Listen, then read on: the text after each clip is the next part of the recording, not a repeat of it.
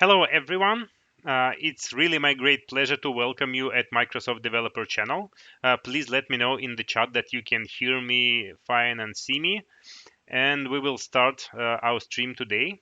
We will be talking about how to use machine learning and how to use data science in order to get more Instagram likes and how to determine what makes people like pictures on Instagram. My name is Dmitry Soshnikov. I work for Microsoft as Cloud Developer Advocate. And in fact, a few words about what I do. I used to be software engineer for at Microsoft, working on AI projects together with big European companies. We were trying to bring AI into the process, into the digital transformation. So we were a team of people who come together for a week to assemble some kind of interesting technology together related to AI and ML. I also now work as cloud developer advocate, which means that I talk at conferences. I mostly online nowadays, but still I do a lot of online presentations, trainings, teachings, and so on. And I work with community. And I like in my spare time, I like to do some kind of artistic things using AI and ML. Uh, nice chat is going on here. People are saying that is there anyone at Microsoft who is not cloud developer advocate? In fact, there are quite a lot of people, but it just happens that cloud developer advocates they talk more, and that's why probably you see them more often. I work, by the way, out from Russia, where it starts raining now, and it's getting darker because it's evening. And Yeah.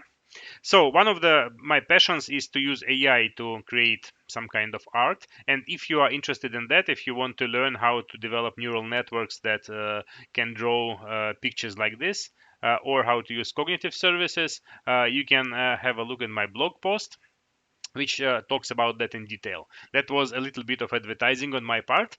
And now we are moving into the topic of our today's talk. So our talk today is about Instagram. What makes people like pictures in Instagram more? So in order to do that, what we need to do, we need to collect the data.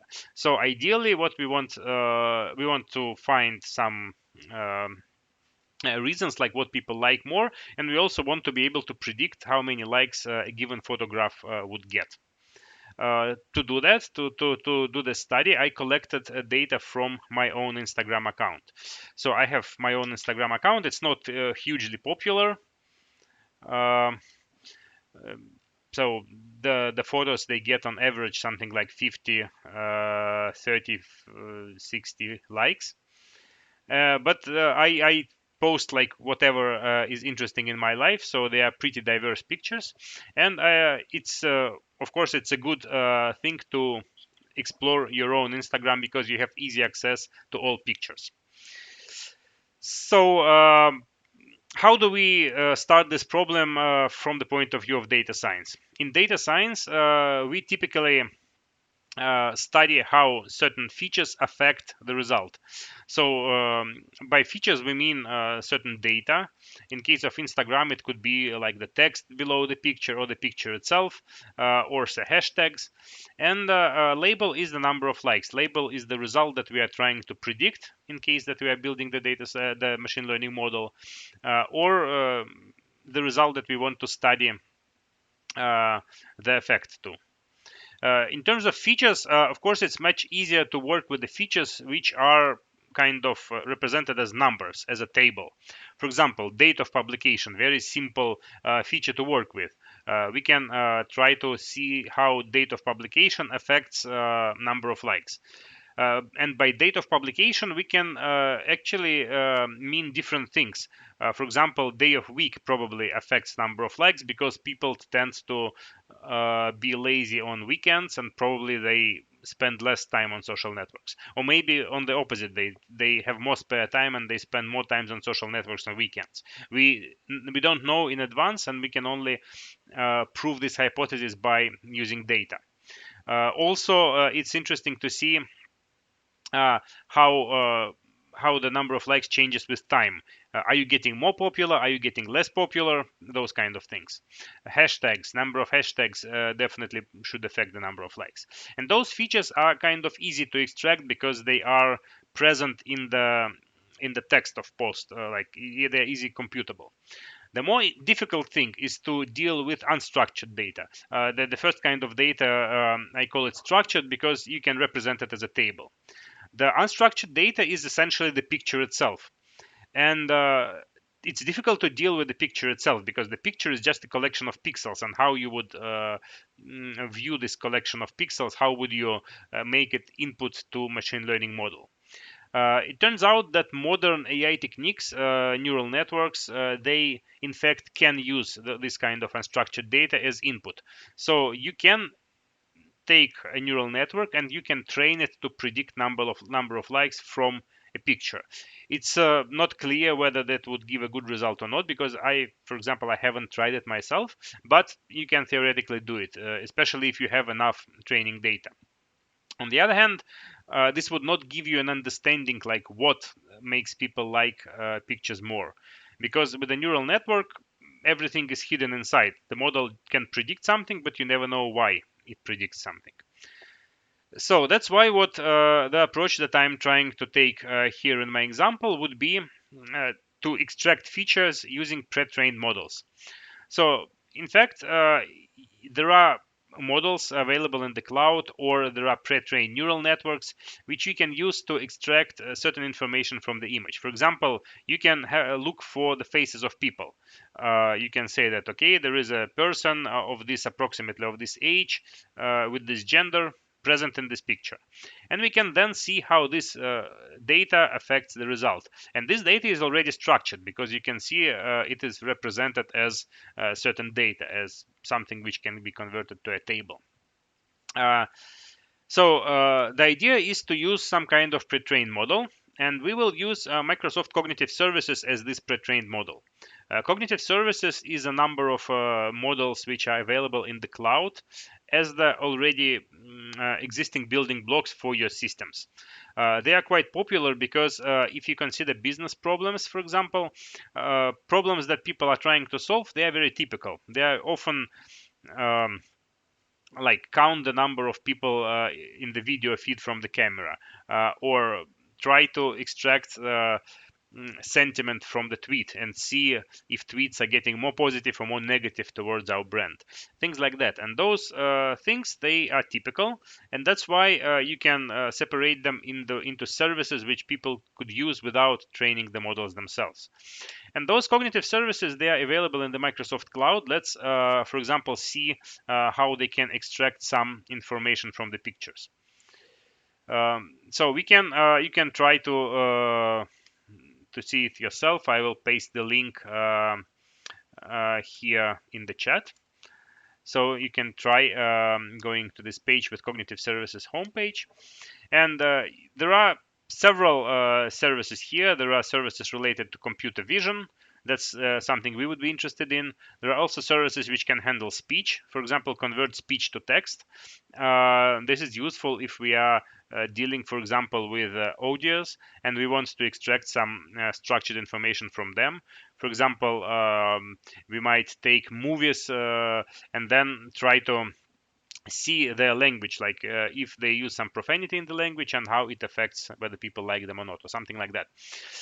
There are services related to language. Language meaning understanding text. You can try to extract intents from text, or sentiments, as I already mentioned, and some more. So let's see the computer vision one. This is the one we will be using, computer vision. And right here from this page, you can upload a picture as a test and see how computer looks at it. So for example, let's start with this picture, which is available here as a sample. There are 3 people sitting around the computer, and you can see that the cognitive service recognized the objects here. It can see the notebooks, it can see people, it can see also sitting objects, and even sneakers, even the footwear. And on the right, here is the format that a developer would get if he passes this picture to the service and tries to obtain the result. So the result is in the JSON format. It contains all the information that we need. Um, Here, for example, you can see that there is a laptop, the computer, and there is a confidence corresponding to each object. And even even the cognitive service can extract the English language description for this picture. So description is it's actually quite a miracle that computers can do that. 10 years ago, I would not believe somebody if somebody told me that you can in fact make computer look at the picture and formulate the description in the English language, because that's really sounds like a miracle. It's done by a neural network which is trained on really a lots of pictures, like several hundred thousands or millions of pictures with the textual description provided. And here you can upload, by the way, your own photograph. Let me uh, take any photograph here. I have a few photographs for this purpose. And yeah, if you can see what computer sees. In my case, I'm very proud that Microsoft recognizes me by name. It says Dmitry Soshnikov is looking at the camera. So you see that cognitive services, they know my name for some reason. You can try it for yourself, and you can see if Microsoft knows you by name. Um, so that's what we will be using. And that would allow us to extract interesting structured information from text. There is also Microsoft Learning module if you want to get deeper into this, into how to use the cognitive services. There is Microsoft Learn module where you can do things step by step, and you can do some more experiments with them. So we will need to run the examples that I will show you today. You would probably need access to Microsoft Cloud. Well, at least that's something I hope you would probably like using anyway. So if you have the Azure account, then that's fine. If you don't have Microsoft Azure account, you can get one for free. If you are a student, you can get one using the special link for students. And the one for student is better because you can use it for 1 year. They give you a certain amount of credits, like $100 I think for credits, and you can use it for the period of 1 year. And if you're a student, then you can get some more. And for developers, it's for a month I think, and then you still can use some free services after that. So the service for extracting information from images, the cognitive services that I was talking about, they are among services which you can use for free with certain limitations. You can process, I think, something like 30,000 images for free, which is like more than enough if you want to do the experiments. So yeah, that's about how to get the cloud if you want to do that. Theoretically, you might be able to do the exercise we do today without access to the cloud, but in this case, you will not be able to use the technology that I will be talking about next, uh, which is also extremely good. So we are about to start getting our hands dirty with the code. And to do that, I would need to run some Python code in the cloud, because you know that all data scientists, they use Python as their programming language of choice. And to run Python, you can either install it on your machine, in which case it's better to use Anaconda installation or Miniconda. I list here Miniconda because Miniconda is compact and it would not take a lot of space, and then you will install all libraries that you need by hand. That's my preferred way of using Python. But installing Python locally can be a challenging experience. It's not very pleasant, to be honest. And there are also some good ways to run Python in the cloud, especially if you start doing some kind of powerful machine learning techniques where you need GPUs, where you need a lot of memory. That's not our case, but if you start doing some more difficult things, then you would probably want to use either virtual machines in the cloud. Virtual machine is just a computer which you can connect to and use for your tasks. Or the best thing to do machine learning in Azure is called Azure Machine Learning Service. But that is kind of for professional data scientists. If you're interested more about those services, you can also have a look. I have blog posts about them, and you can have a pretty good idea of what they are. But ideally, what you probably want to do is to use the code in the cloud without any like installations, without in a hassle-free way, let's say. So to do that, there is a service called Visual Studio Codespaces. And Visual Studio Codespaces is targeted towards like every developer. Professional developer would use this for creating the development environment in the cloud, specific to the project. So you don't have to reconfigure your machine each time you want to start working on a different project. You can just create the virtual environment in the cloud, connect to it, and work from your machine as though as you are working locally, but you would be working remotely with the server in the cloud. So Visual Studio Codespaces is the service that I will be showing you today. And there used to be also one more convenient service called Asian Notebooks, because like the way data scientists typically use Python is to use Jupyter Notebooks. And Jupyter Notebooks, they are you will see them in a minute if you don't know what they are. It's a way to run Python from a document, which is called a notebook, combining text and Python code. And this happens in the browser. So ideally, like having a notebook in the cloud really makes sense, because you can just from the browser open remote machine and use the code there. However, there are many ways to run notebooks, and you can run notebooks in the local installation. You can run notebooks in virtual machine, in machine learning, and in Visual Studio Codespaces. So that's why Microsoft decided that Azure Notebook service will not be continued. It will be discontinued at some point, and that's why right now recommended way to run Python code in the cloud is Visual Studio Codespaces. So this is really great technology, which I will show you in a minute.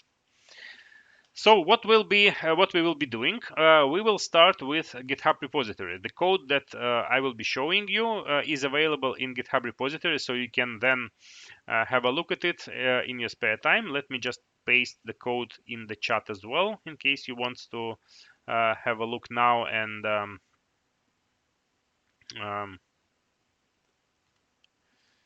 in case you want to have a look at it now.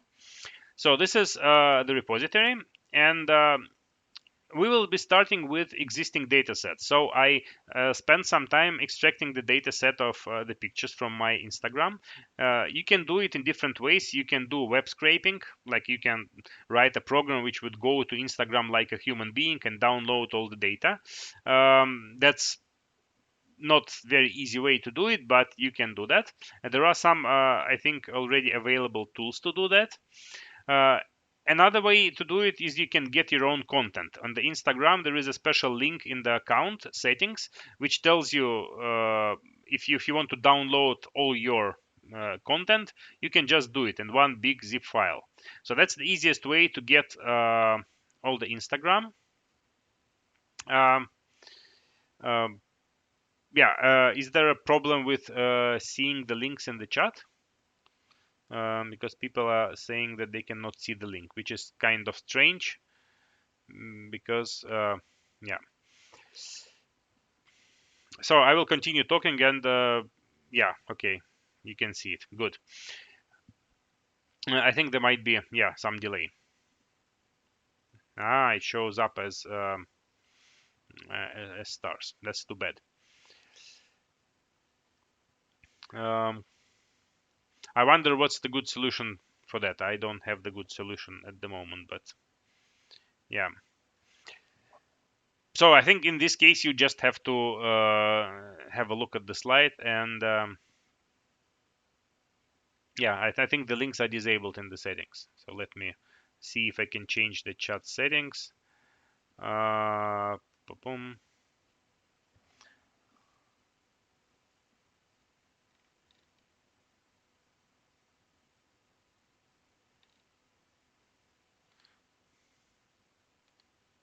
Yeah, I think that's the setting in the channel, because I see. So yeah, in this case you just specify github.com for uh,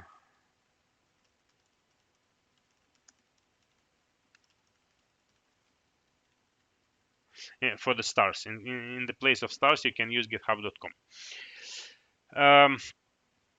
So yeah, that's the GitHub repository that we will be using. The way I collected the data set is I downloaded my own content. It does not contain the number of likes. So for the number of likes, I spent half an hour just recording the number of likes by hand. I would probably spend a little bit more time writing the program to do that, but yeah, it was easier just to create the data set by hand. And then I processed it into one existing file which I have shared in this repository. So we will start using this repository. Let me show you how it looks like. So here it is. It contains the data. The data is the data set with the Instagram data. It also has the data from another Instagram in case you want to play with it. And here is one file called Likes Learning, which is Jupyter notebook, which we want to run. So the best way to run it is to open it in Visual Studio Codespaces. You can also use some other tools like Binder or even Azure Notebooks, but we will focus on Codespaces today. So to start using the Codespaces, we go to ak.ms/codespaces, and I will try to share this link in the chat as well. I wonder if you get it. But I think it's pretty short, so you can try to remember it, ak.ms/codespaces. And here we are, Visual Studio Codespaces. First thing we do, we sign in. So Codespaces, they require you to have an Azure account. So that's why I said that probably you would need to have the Azure account to do this experiment. If you don't have Azure account, then you can have your own Python environment. Like you can create a Jupyter notebook environment on your local computer. You can download the repository from GitHub and open the file locally. And that would work out without Azure account perfectly. But to try and use this technology, you would need Azure account. The first time you would go to Visual Studio Codespaces, it would ask you to create the account plan. And this would ask you a few questions like what's the location for the data center, and you would probably select the one closest to you, and basically that's it. So that's the main thing: location for the data center and your Azure account. Once you have this plan, you can start creating Codespaces. So Codespace is an environment, and typically Codespace corresponds to GitHub repository. So you can say, I want to create a Codespace. Let me call it demo. And I will specify the GitHub repository name here. So it would be cloud advocacy / likes learning. And the instance type, the type of virtual machine that I will be using, and the default one is fine. How much time should I wait before suspending it? I would say 1 hour. Oh, actually, for this reason, I can leave it in default, 30 minutes. And then I say create. So that's as easy as that. And what happens now is that a small virtual environment is created in the cloud. Then GitHub repository is cloned there. In fact, first of all, the container is created. We can see the steps. They are presented here on the slide. So there is a Docker create. So we create the container. And then this container is started. It happens like blazingly fast. It's already available. And you can see this thing in the browser looks familiar, right? If you have seen Visual Studio Code, that's Visual Studio Code. In fact, that's Visual Studio Code which runs in the browser. It executes some startup code from the GitHub repository. So in my GitHub repository, there is a file called requirements.txt, which specifies which Python libraries I need to install. So when I start the environment for the first time, those libraries are installed, and that's what is happening now here in this window on the right. Once it's finished, we can start using the code. You see that all the code from GitHub is available here for immediate use. So that's pretty cool. We spent like 1 minute spinning up GitHub repository, and now we can start developing. Uh, so the good thing about it is right now Visual Studio Code environment is available in the browser, and you can think that this is kind of remote development only, and it would be somehow limited. In fact, it's not, because Visual Studio Code is the web-based editor. It's based on web technologies. So this copy of Visual Studio Code inside the browser is like full-fledged. It's the real Visual Studio Code. You can install extensions here, and you can use everything which you would normally use in Visual Studio Code. If you don't want to use the environment in the browser, you can also connect to the Codespace from your Visual Studio Code. Like, let me close this browser and open Visual Studio Code. This Visual Studio Code is my own local copy on my computer, and I have the Codespaces extension installed. So that's why when I click here on the remote, I see the option to connect to Codespace. I can connect to Codespace. Here is the one demo which I have recently created. I will just use the one that I created earlier because I did a little bit of tweaking to speed things up. I uploaded the process dataset there. So I will connect to another Codespace environment. And that's it. It takes a few minutes to resume this environment because this environment was shut down. When we created the environment, you see that we specify this period of inactivity.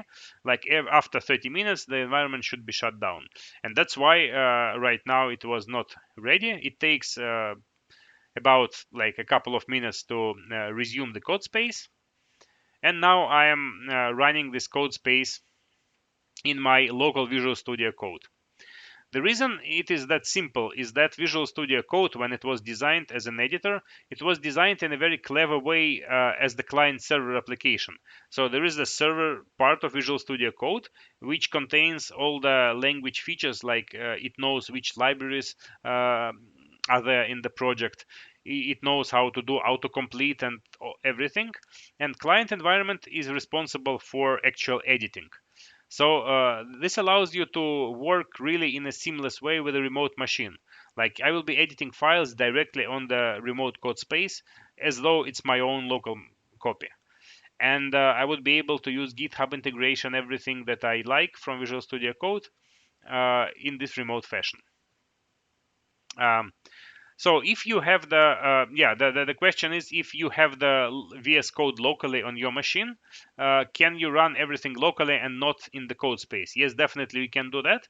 The only thing, you would need to have Python extension installed and Python environment on your computer. So because we will be using Python, so that you can run this code locally as well. So Codespaces, the reason I'm showing you the Codespaces is that it's really a very convenient way to do development. Because, for example, right now I'm involved in a couple of projects inside Microsoft, and whenever I encounter some error, I have no way to know, is this error because I have some conflicting configuration on my machine, or is it because is it reproducible or not?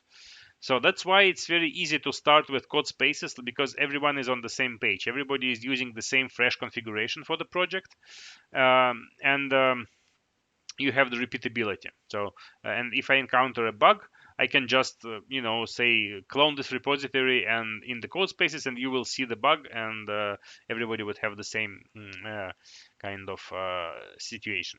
So now let's start exploring the code. So I have, as I mentioned, I have the data in the JSON file, and I have the photos from my Instagram stored in the blob storage, in the Azure blob storage, which is publicly available. So instead of keeping them in the repository, I store large amounts of information somewhere in the storage. That's the way people normally do it. So I define the JSON file now. I can, you see that I'm using Jupyter Notebook inside Visual Studio Code. That's pretty cool because you can do everything you want with the Jupyter Notebook here. You can execute cells, you can edit it, and that's very convenient. So now let me just import some libraries, and let's have a look at the JSON file that I have. I will read this JSON file, And here is the format. Here is the first cell from this JSON file. You see, it's the first post on the Instagram. It has the date when the photo was taken. It has caption. Caption is sometimes in Russian because like most of my audience is from Russia. That's why I often post in Russian as well. So if you don't understand that, I hope that's okay. So and then there is path to the name of the picture. Right here there is one picture, but sometimes Instagram post has several pictures, and in this case there would be a list of several pictures here. And I have the number of likes. So that's very simple JSON format for the input data. Uh, to use it in Python, we will convert it to so-called data frame. Data frame is a kind of table. So let me show you how it looks like. So that would be the table we will convert our data into. So you see it has rows and columns. So one column would be taken at, another column is caption, then path is third column and number of likes. And I would also compute one more column, number of days since first post. I compute it right here. I say days equals to current date minus start date, and start date is the first day, the minimum date of the post. Why we need that? We need that in order to see whether my posts are getting more popular or less popular, because I can just plot number of likes against this number of days, and I can immediately see the result. So the data frame is a very typical way to explore the data in Python. It's provided by the library called pandas. So that's why I need to do import pandas in the beginning. Import pandas as PD. So that's why I say PD dot data frame. And so we can start exploring the data. So the first thing, I can just plot number of likes in the graph, and I would see something like this. This is just number of likes, and because it fluctuates quite a lot, it's not easy to see like if there is some kind of trend, right? Because uh, it looks like very noisy. So what can we do to make it a little bit less noisy and a little bit more understandable? Normally what people do is they do running average. Yeah, there is a question whether this would be recorded, and I would just answer yes, it would be recorded. Um, so to do running average, I create the rolling window with the width of 60. So 60 is number of pictures. So I average everything for 60 pictures, and I plot the result. So here is the result. You can see it looks now much better, and you can see that popularity at some point went up, and then it went down, and then it went up again. So that's kind of easier to see that I had some my ups and downs during this.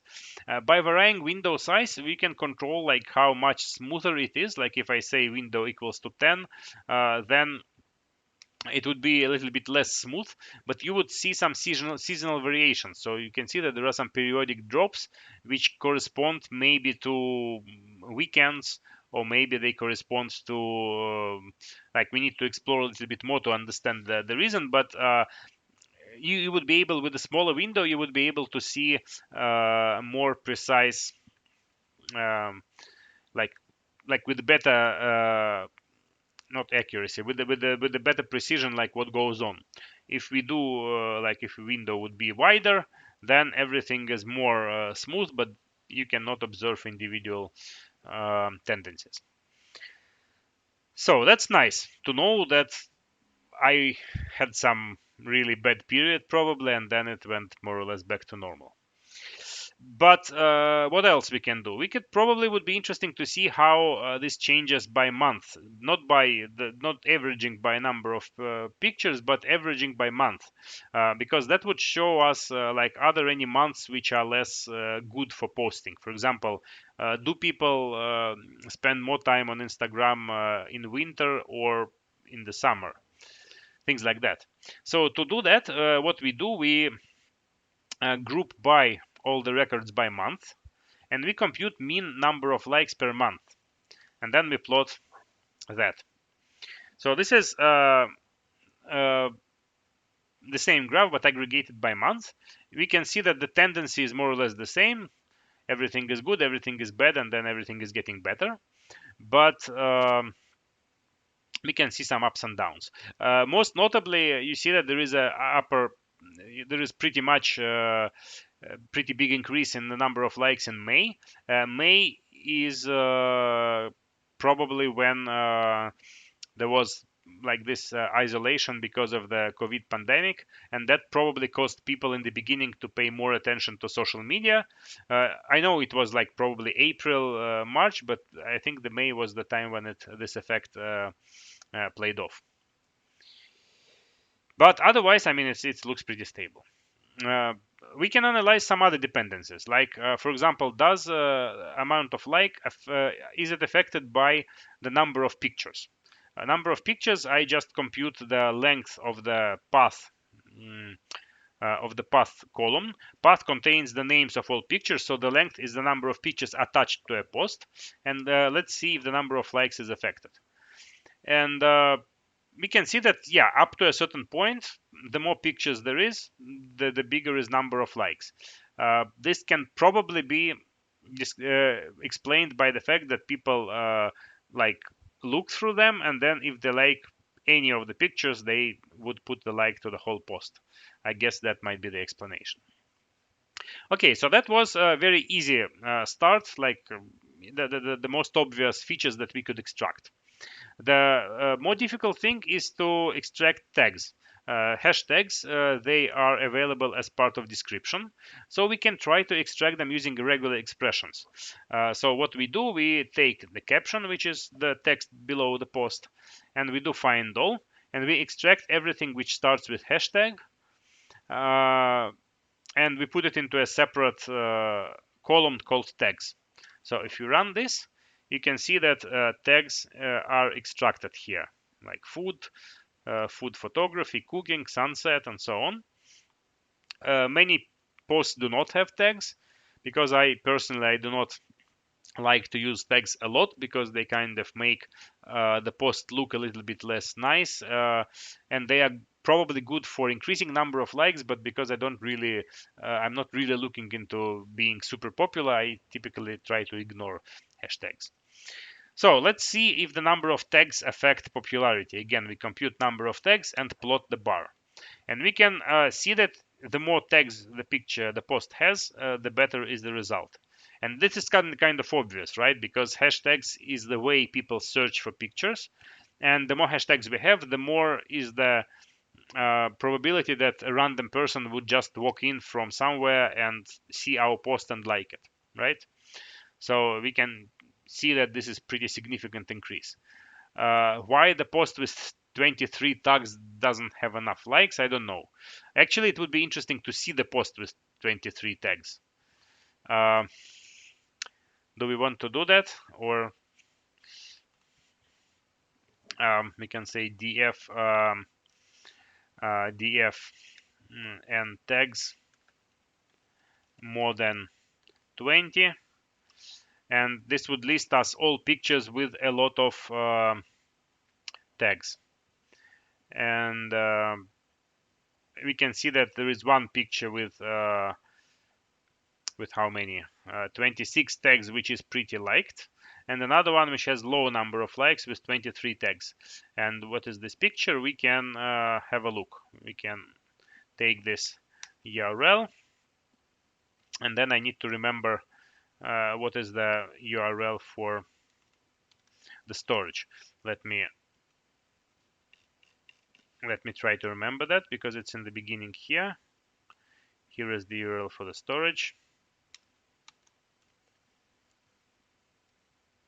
I just need to put this in the beginning, and here is the picture. Yeah, people did not like this very beautiful picture. It's the picture of my exhibit, which was exhibited in the Russian Art Museum.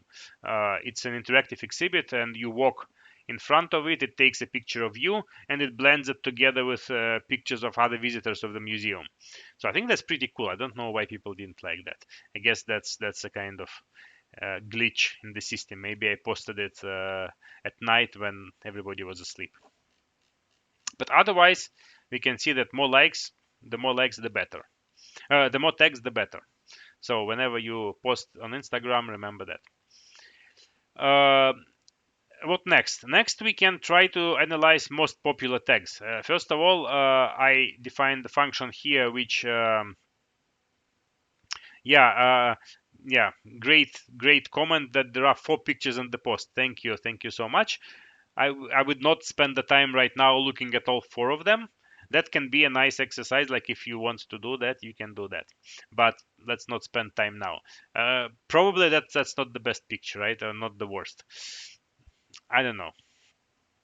Um, I create the function here which computes the frequency dictionary. So it goes through all the tags and it sees how many times it appears, and it takes only those tags which appear more than 10 times. And you see those are sunset, quarantine, uh, what else? Imagine Cup, which is a student exhibition that Microsoft runs. There is a tag called Schwarz US Trip, which is the hashtag I used for my trip in the US, which has really beautiful pictures. So I expect it to have good likability.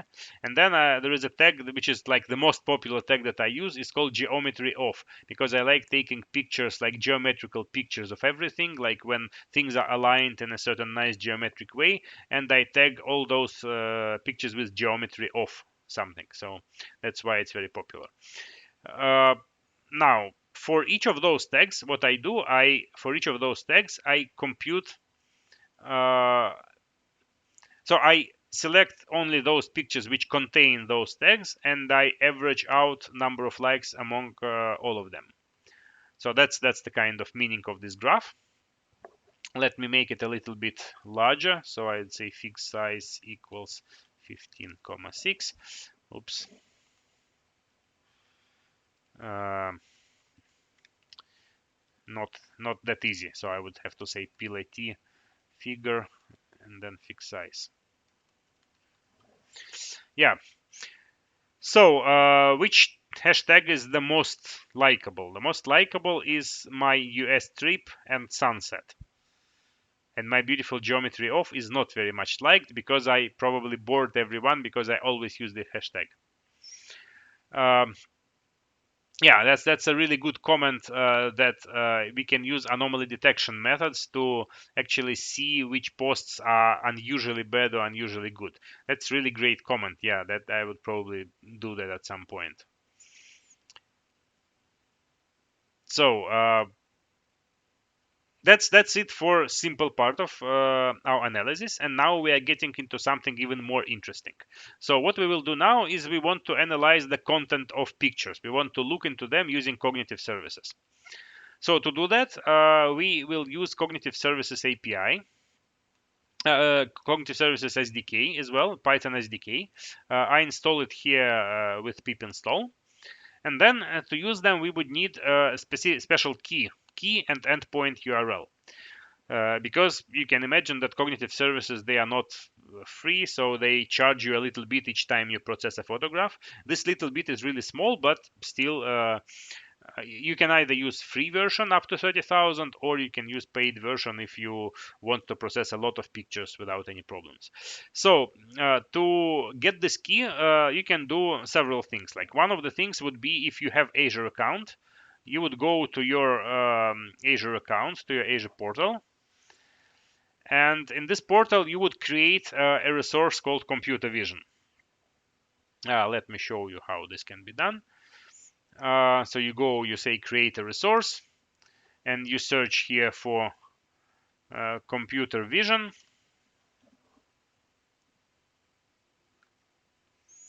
You create a resource, you say create.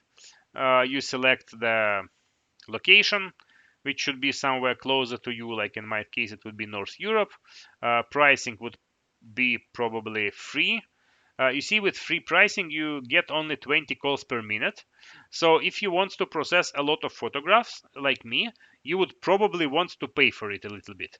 If you don't want to do that, like if you want to stay within free tier, then you can just insert the delay and wait longer, but not pay for it. So once you create this resource, you would be able to get the key and URL from this resource. Another way to do this is to get the free trial, which is good for 1 week. You have the link here. You see here in the notebook, it says get trial key. You can click on this URL. And in this case, you don't need any Azure account. You just log in with your Microsoft account with any like any Microsoft account, like Outlook.com address, and you say, I want to get the key for computer vision. So for computer vision, I was not correct about 30,000. 30,000 transactions is for Face API. For computer vision, you would get 5,000 free transactions, which is still probably good if you want to analyze your Instagram. So once you get the key, you put your key here. What I did, I don't want to show you my key, so I put it into a separate file called keys.json, which I created here, and then I just run this and I get the key in the variable. So you should probably do the same. You put the endpoint and your key here, and then this writes the file and reads the file, and you are good to go. So how with this key, how do you analyze the contents of the pictures? Well, that's as easy as this. You create the Python object called client, and then you say client.analyze image. Let's run it. And you see that here is the result. It says faces, age 42, gender male, and that's it. Because I asked it to give me visual features equals faces. If I say instead of faces something else, I can say equals, what do I want to get? Categories. I would get the list of categories. So you see the category is people. And the photograph was, by the way, this one. It's the I want to open it in the browser and not here. So that's the picture that I analyzed. Now I create the function analyze, which would analyze the picture in our Instagram. So I use the link to photo storage and I just pass in the short name. So that's what I get if I try to analyze the picture from my collection. Here you see I specify that I want to get categories and faces and tags and color and whether it's adult content or not. I want to get the description, which is the text associated with the picture, and I want to get objects. I want to get pretty much everything. Like not totally everything, but almost close to everything. Vision API can do some other clever things as well. It can do OCR, so it can extract text from pictures as well. So if you have a lot of pictures with text, you can see how this text affects likability, but I don't, so that's why I don't get text. And you see, here is the information that I have. I have categories, like the main category and then some others. Then it has some, like if I have celebrities, it says celebrities, and you see I'm a celebrity on this picture, so it says that I am a celebrity here. Then it's is it adult content or not? Wow, it looks like I have the adult picture in my Instagram, which is almost adult and also a little bit of racist. I wonder what this picture is, by the way. I would have a look afterwards. I don't want to show any adult content on the stream. And then it has tags. It has description. Dmitry Soshnikov is looking at the camera. I am myself probably is an adult content. Too bad. And it gets also objects and some other metadata. So that's the JSON file that I get as the result. Now I need to process every picture in my data set. This is the piece of code that I will not run because it takes a little bit of time, like maybe half an hour in my case. The way it works is that sometimes there are some missing pictures because there are some videos and videos I'm not analyzing. So that's why it can produce errors sometimes. And I created the function save map, which is like Python map, but it just ignores all the errors. So if there is an error, it just returns nothing. So I ignore all the pictures which cannot be analyzed. And then from each picture, I create this kind of field called cognitive, which contains the whole JSON of the result. That's pretty useful because I do the processing once, and then I can create different analyzing functions on top of that. So here what I also do, I save this as a pickle file, and I can load this as a pickle file, and I have already done this pre-processing, so I will start with the existing file. Now what I want to do, I want to create some features which would be easy to analyze from this JSON. I want to extract, for example, most dominant colors. I want to extract age, but because I can have several faces on each picture and I can have several pictures in the post, I would probably need to average this age and return average age. I can also be as clever as providing minimum age or maximum age, but I will not go into too many complications for the moment. I will just compute average age. So this is the function process result which extracts those features. So what I extract is I extract the main category, like the category which has the highest probability from all pictures. The main category would be either it's a portrait, or it is like a landscape, or it is food. So this kind of one of the broad categories. Then I extract also the list of all categories. Um, and I extract tags. I extract the number of faces on pictures. I extract average age. Uh, with gender, I do a clever thing. Well, maybe not the most clever thing, but what I do, I use 1 for males and -1 for females, and then I average out this list. So, for example, like if there are two people of opposite genders, it would be 0 at the end. Maybe that's not the most clever way. Maybe you can think of some better way to average out all the genders in the pictures, but that's the way I used here. Then I also have tags and descriptions and adult score. So if I run this, here is the result of one of the pictures in my dataset. So for each picture, I have this kind of dictionary. So what I do then, I add those fields to my dataset. So my dataset now contains the following data. So it contains the now like all the data which we were analyzing before, like up to number of pictures, and then it contains categories, and all other extracted objects as well. And now I can start analyzing all that data as well. So let's start with simple conclusions. How does likes depend on the number of faces? The more faces we have, the better. That's pretty understandable, because if people see themselves on the picture, they like it, right? So the more people around the picture, the more likes I get. And if there are many people, like 13 people, 15 people, there are really many likes to those pictures. So now, how does it depend on the number of pictures? I think we have already done that. Now let's see if there is a dependency on gender and age. In terms of gender, if we look at the distribution of genders, I remind you that genders is average gender across all pictures. And if there are no faces, the gender would probably be 0. So there are a lot of pictures with gender 0. Then there are pictures with gender either 1 or -1, which corresponds to single pictures of men or women. And then there are some mixed scenarios when you have slightly negative, slightly positive.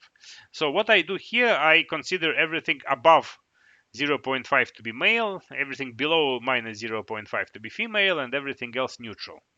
That's just one of the ways to look at it. And if you average this out, you see that there is not a huge difference. Slightly more likes corresponds to male. I actually have one hypothesis, which I have not tested because I was too lazy, but maybe I will do it at some point. I have the hypothesis that people tend to like selfies more. Whenever I put a selfie on Instagram, it gets a lot of likes. So because I am male, whenever I put a selfie, it's a male picture which is getting a lot of likes. So I think that's the reason why male here has more likes. But that's just my understanding of that. Now, in terms of age, let's see the age distribution. First of all, it's interesting statistics here that I have the minimum age of all people on my Instagram is 4 years old. I have some pictures of babies, I guess. And then the maximum age is 68. Average age is 34, which is around my age. Well, not actually around my age, it's 10 years younger than me. In terms of histogram, yeah, that's the distribution.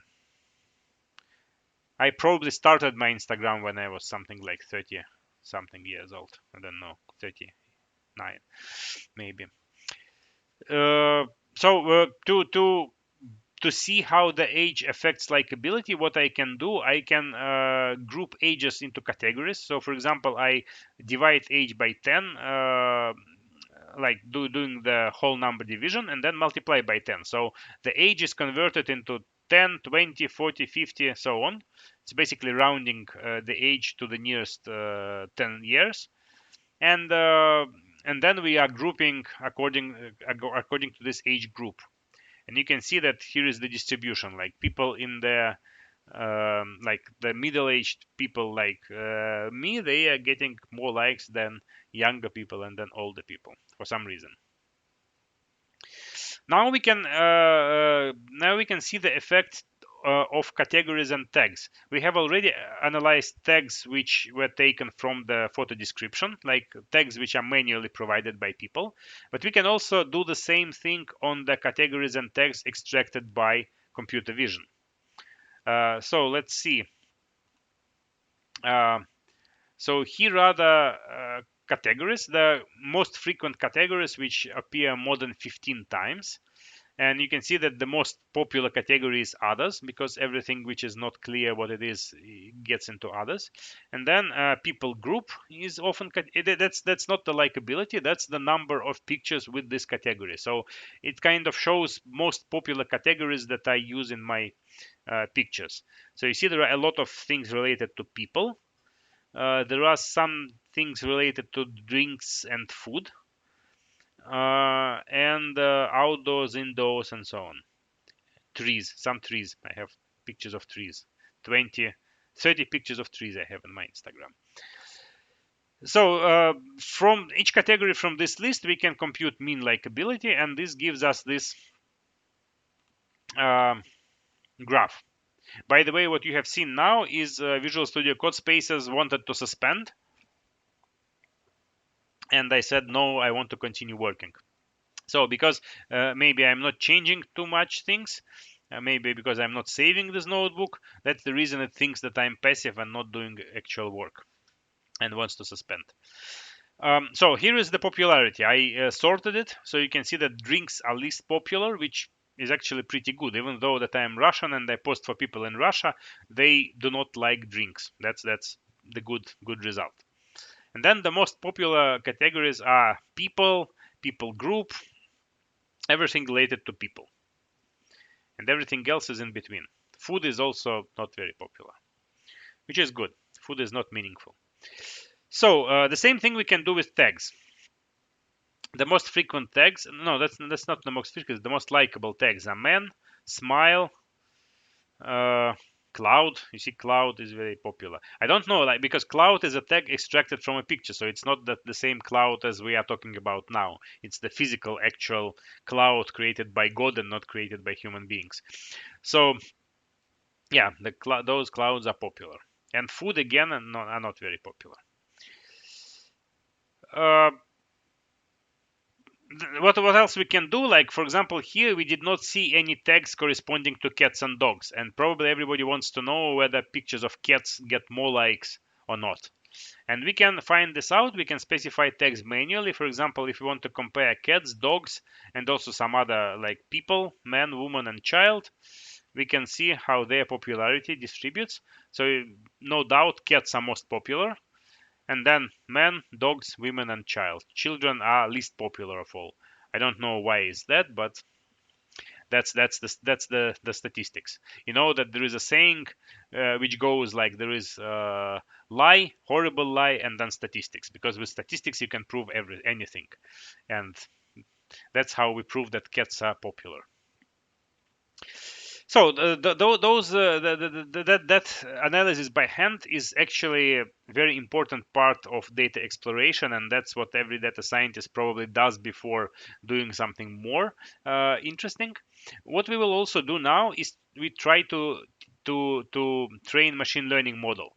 So machine learning model would try to take a picture and predict the number of likes.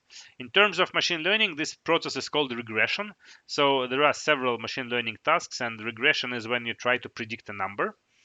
And we will start with we'll actually use the simplest machine learning model called linear regression because it's interpretable. Interpretable meaning that by looking at the model, we would be able to see which input features have more effect on the result than the others. Because linear model is essentially mm, it's a polynomial. Well, not a polynomial. It's a sum, weighted sum, weighted average of all input features. So basically, the model learns coefficients, and those coefficients tell us which features are more important than the others. So that's what we will do. We will use a tool called scikit-learn. Scikit-learn is the most popular classical machine learning tool in the Python world. So to begin with, I will take the obvious features like days, number of pictures, gender, and age, and I will train the model based on those features. So I extract only those columns from the table. I call this result X. I extract likes, that will be Y, something that we want to predict. And then I create this linear regression model, and I say model.fit, which means train the model. So once we do that, we get the coefficients.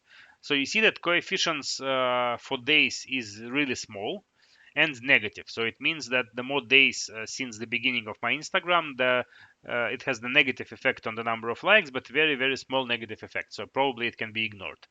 The dependency of the number of pictures is pretty strong. So each additional picture in the uh, in the in the post adds 2 likes on average, right? So if I want more likes, every picture adds 2 likes. Gender is important because we saw that male pictures are a little bit more popular, and this is reflected here. So with gender, I like gender adds to the popularity, and then with age again there is a small coefficient with age, meaning that like if I'm 50 years old, I would get 25 more likes, but this is probably not obvious. Actually, we have seen that with age, the dependency is more complicated. It's like not linear. So if we want to figure out better relationship with age, I would probably need to add another feature, like probably squared age or something like that, to this data set, and the linear model would be able to learn better. We can also test the model. By testing the model, I mean we can separate data set into train and test portions. Part of the data would be used for training, part of the data would be used for testing. And then we will train different models. Here you see linear regression and also some other models. And we will see how well they perform. So if we run this, you see that the mean average error is around 12, 13 points. So mean average error, what does it mean? It means that if I average out all the errors, so the model predicts some number of likes, and then there is an actual number of likes. I take the difference and I take the average of all that. So on average, my error is around 10 likes. I can predict likes with the accuracy of 10 points. That's kind of what this tells us. Is it good or bad prediction? How do we know? Well, the best way to know is to start with the stupid model. So the stupidest possible model is just to take the average of all likes and always predict the average, right? So if I do that, if I take the average and I always predict the average and then I compute this metric, it would give me 12.6. So it means that our models are just slightly better than random guessing. Unfortunately, we do not probably have enough data to get the correct predictions, but that's life. But still, we are better. If we run it a few times, we sometimes get better results actually. Or it could be that we need some more features. Like what other features can we consider? We can consider tags. But for machine learning model, how do we represent tags? Because tags are text, right? And I need numbers. So the way I can do it, I can create this kind of table. You see, for every picture, there are columns corresponding to a tag, and then there is either 0 or 1 depending on whether this tag appears in this picture or not. It's called it's called many hot encoding. There is something called one hot encoding, which we can use for categories, for example, and many hot encoding when we represent the presence of tags by either 0 or 1. So we create this kind of many hot encoding for all the pictures, um, and then we can try to estimate the number of likes purely on the based on tags, and our result would be 11.1. So it's also not much better than the random guess, but by looking at the coefficients here, we can see which tags are more popular. So you see that sky, clouds, clothing, those are positive things. Smile is a little bit positive things. So then the same thing we can do with categories. Like we do the same with categories, but the only difference is that category is just one, right? Each picture contains just one category, so it becomes one hot encoding. And just from category, if we, well, it's not too interesting to predict just from category because it's not accurate. It's just like averaging across several categories. So then we try to teach the joint model. We join everything together, like those initial 4 fields, like number of pictures and age and gender, and then we join all tags, and then we join all categories, and we create one giant table, and we try to test to train the joint model. And this joint model gives us 11.2 accuracy, so it's still nothing, but that's the best we can get today.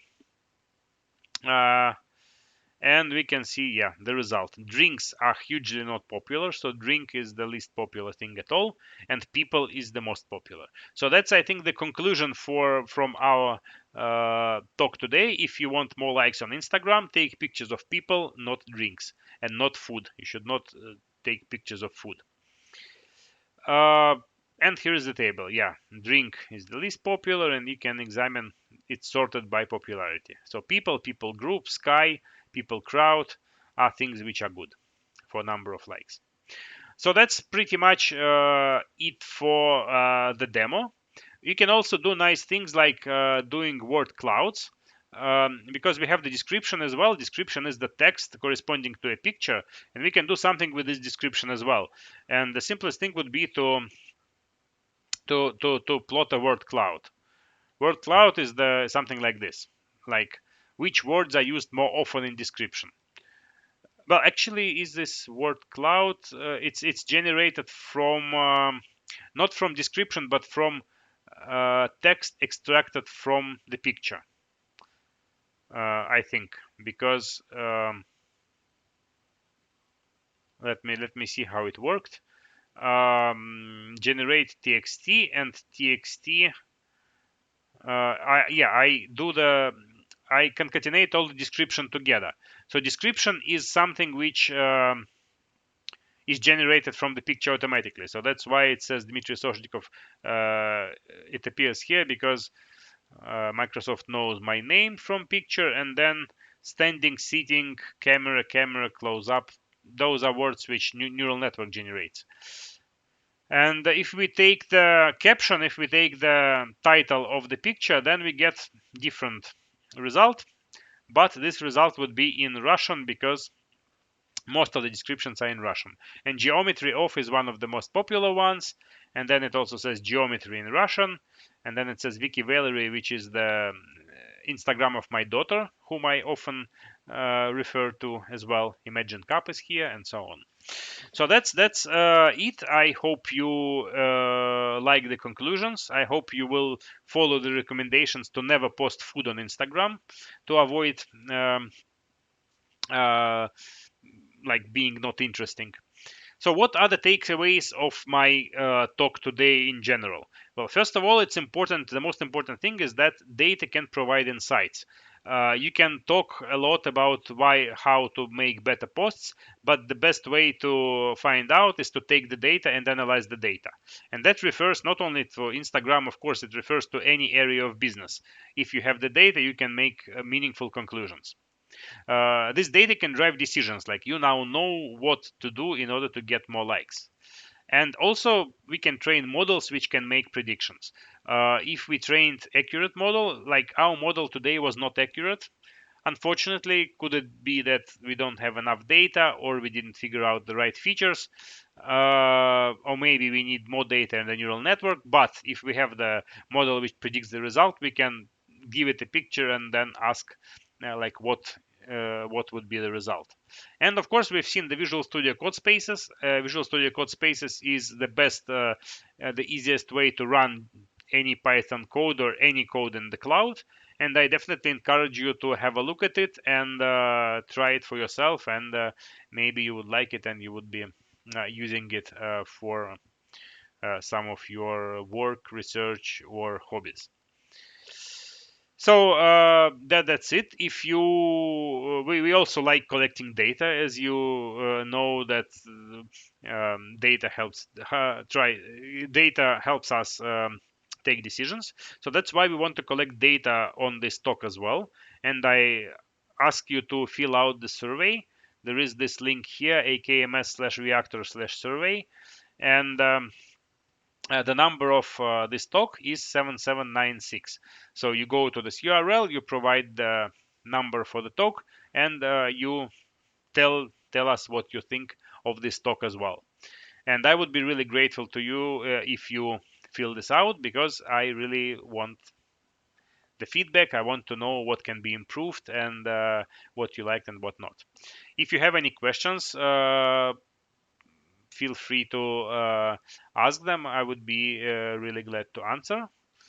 And otherwise, it was really nice talking to you. Even though streaming is kind of one way, it's not too interactive, unfortunately. Um, but that's how it is. If you want to check out other interesting things that I do, you can check out my website, soshnikov.com. There are some science art pictures, and there are some blog posts which tells you how you can draw those pictures yourself. So you can find some more inspirational examples of Python code there. And my Instagram you probably already know, because we have talked about it for the whole hour. Okay, thank you so much. It was again pleasure talking to you, and I hope you have a great day, a great evening, whatever time zone you are in. Okay, the event code. Good question. Let me type this into the chat.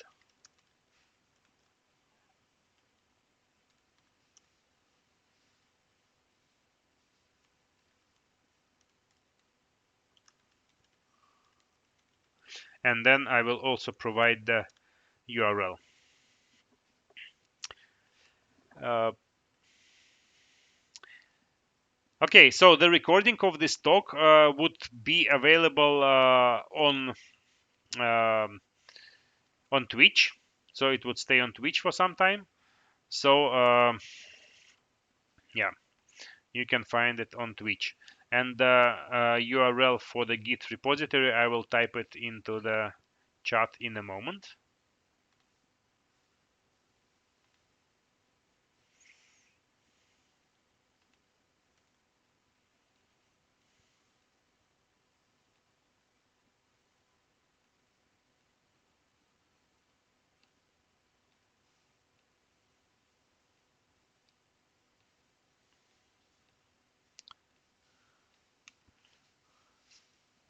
Okay,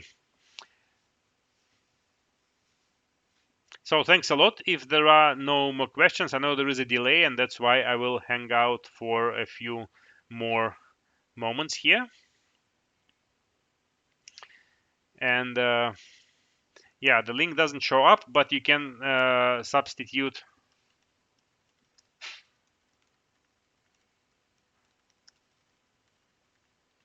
You can substitute github.com for the stars.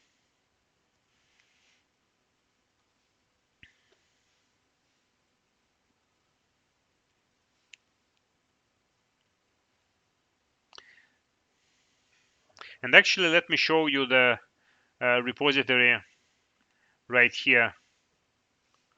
Here is the URL of the repository, and you can have a look at it in the video as well if you don't see the link in the chat.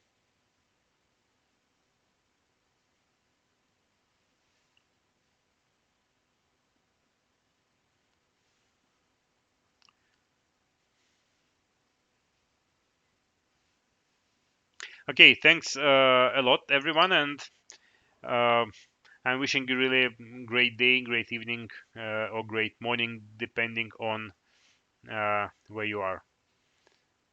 Yeah, the URL is covered. Good. Here it is.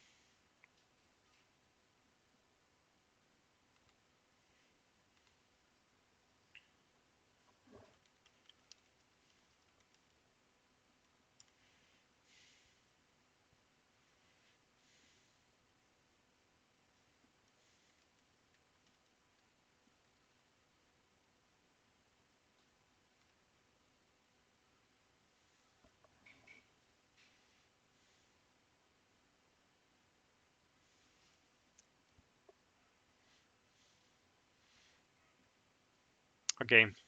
Goodbye, everyone. I am finishing, I think, this stream, and with that, yeah, goodbye.